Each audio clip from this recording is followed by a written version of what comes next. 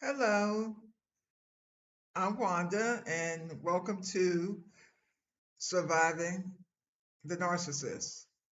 I started this channel because I am a narcissistic survivor, thriver, and now I'm an overcomer. And it's my mission to help you overcome narcissistic abuse. So, this season that we're in is referred to in recovery and mental wellness as hurricane season. And it started in November with Thanksgiving. Then Christmas is in December. And then the first of the year is New Year's.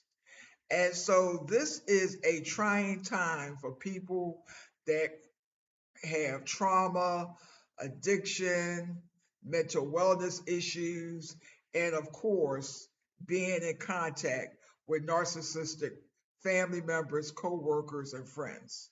So we're going to look at some red flags because the first thing you need to do is to identify if you are in contact with a narcissist.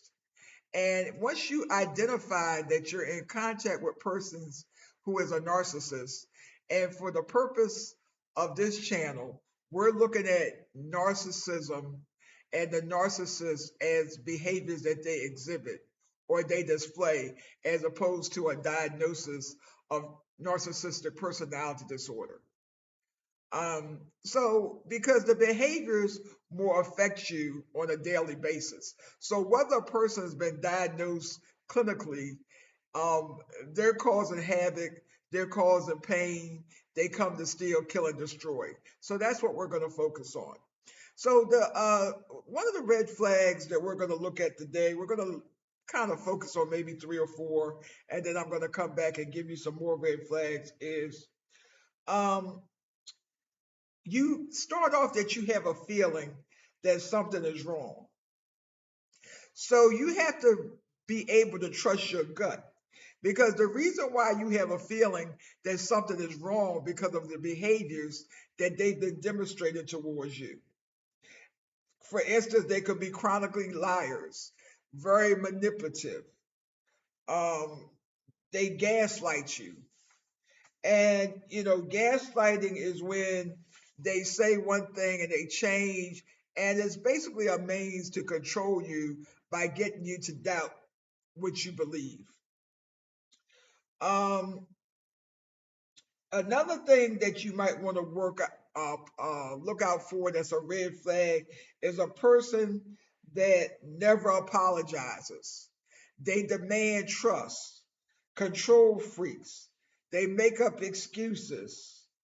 They have poor financial management. So you're going to pay for everything be, during the holiday season. They cheat, or this is a time when you're going to catch them cheating because if they're in relationships with multiple people, somebody has to get Christmas, somebody has to get New Year's. Or if they can't be with you Christmas or New Year's, they might decide that they're going to be in a safe space. I'm going to go to my mother's house and spend time with her. Double standards. They get angry when you confront them about their behavior. They're always a victim. They twist words into arguments. They use your words against you. Um, another aspect of gaslight is that they might accuse you of doing things that you didn't do. So all of this is for the purpose of control, manipulation, domination to get what they want from you. Um, Another thing that narcissists do, which is very damaging and disturbing during the holiday seasons, is that your family members or friends are their flying monkeys. So, flying monkeys came from the Wizard of Oz, where the witch used flying monkeys to do things to the characters, Dorothy the Scarecrow, and to get them off track in the Wizard of Oz. And that's the same purpose that flying monkeys have in our lives if we come from narcissistic family systems. So if you made a decision, you know that this is hurricane season, your sobriety, your recovery, your mental wellness is a priority because recovery comes first, self care must come first. And you say, well, you know what? I'm going to stay home for Christmas. I have plans. I want to do something in solitude. And you say, well, I'm going to call and wish people a Merry Christmas, or I may drop off presents before Christmas, but I'm just going to stay home. Well, because you're doing something that the narcissist does not want you to do, because ever since you were a child, or this is a family tradition, you have to partake, whether it's beneficial or healthy for you or not. Well, between now and December the 25th, they will have all their flying monkeys either text you, Facebook you, or reach out to you to get you to change your mind. I wanted to see you. What's wrong? And so that's why this is considered hurricane season.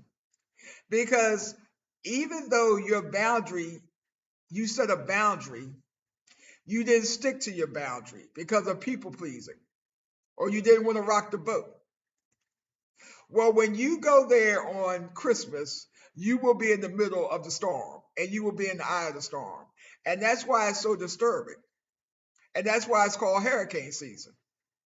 And then let's say you set another boundary. Oh, well, okay. I said that I was going to stay home for Christmas and I didn't. Well, everybody has all these plans or all these activities of what you're going to do New Year's Eve, what you're going to do New Year's, whether you celebrate or not. You know, some people, it's called hurricane season because they're celebrating because it's tradition that you do things um, with your family. But they might not really be celebrating Kwanzaa or Christmas or Hanukkah or wherever. It's just what you're supposed to do it if you're part of the family. Well, because of what you did or didn't do for Thanksgiving, what you did or didn't do during Christmas, they didn't like your presents, you didn't spend enough money, what you did or you didn't do, I'm not going to movies. I'm not going to movies on Christmas night. I'm going to go home. It's going to be a whirlwind of activities around you because you set a boundary and then you didn't let the narcissist control you.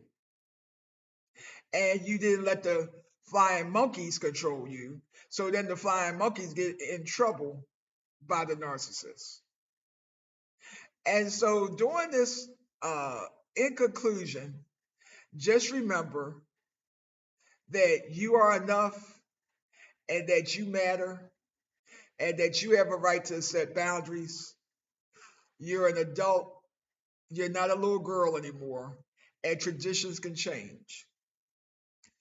I have a new tradition, and it's okay that I have a new tradition. And until next time, be safe, be happy, be blessed, and you will survive the narcissist and move from being just a survivor, a victim, to a thriver, and eventually an overcomer.